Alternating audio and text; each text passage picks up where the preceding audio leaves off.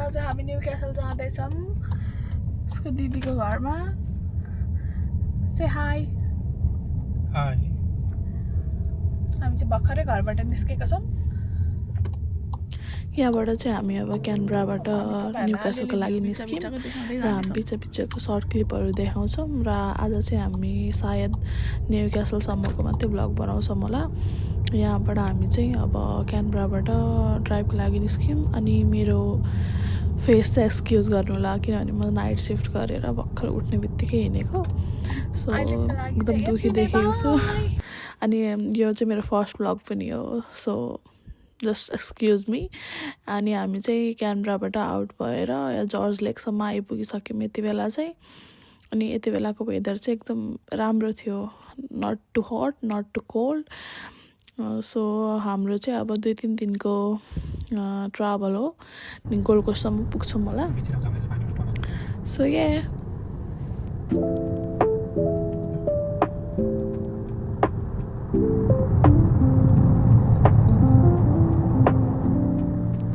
wherever we go.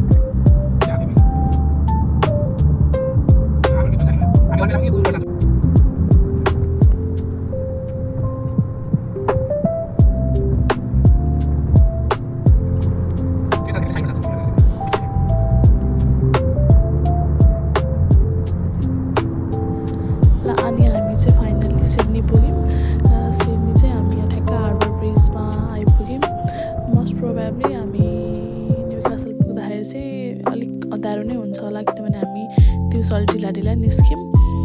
त्यस कारणले अहिले नै हल्का साँझ परिसकेछ र हामीलाई इभिनिङ भ्यू पनि रमाइलो भइरहेछ बिचमा के हुन्छ हामी हजुरहरूलाई अपडेट गर्दै गर्छौँ या इन्जोय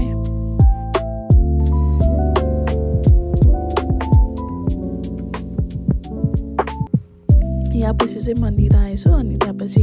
एकैचोटि आँखा खुलेपछि चाहिँ एकदम अँध्यारो भइसकेको थियो अब चाहिँ हामी पुग्छौँ पनि होला अब किनभने ट्राफिक पनि खासै धेरै छैन राति खासै ट्राफिक पनि हुँदैन र हामी फ्रीवेमा पनि छौँ यतिखेर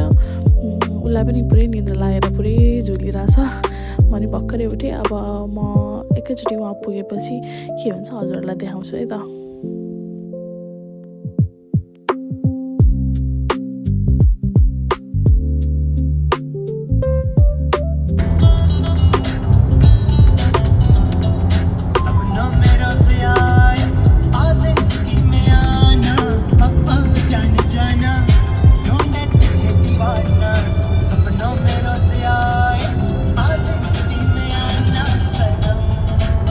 अब चाहिँ मेरो हल्का चटकपछि हामी ठ्याक्कै पुग्यौँ दिदीको घरमा र हाम्रो भेट भयो कति खुसी भइराख्नु भएको छ हामीलाई भेटेर अलमोस्ट हामी 3-4 महिनापछि भेटेको होला अनि हामीलाई वेलकम गर्न बाहिर आउनु भएको थियो सो या हाम्रो सुसु दिदी सुस्मिता हाम्रो स्वागतमा के पकाएर राखेछि नि हेर्नु न यहाँ मक्क परेर के पकाछ के पकाएर देखाउ त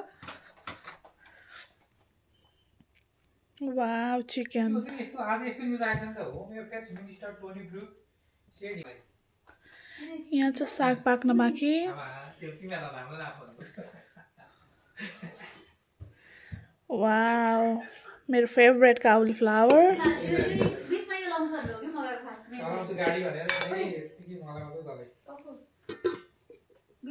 आज दिदीभाइ कति महिनापछि भेट भएको हेर्न गफ गरेका मेरै आयो भन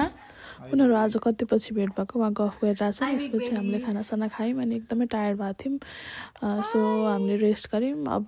नेक्स्ट भिडियो चाहिँ म यहाँ न्युक्यासल टु कप्स हार्बर अथवा ब्रिस्बेनसम्मको बनाउँछु बाई थ्याङ्क्स फर वाचिङ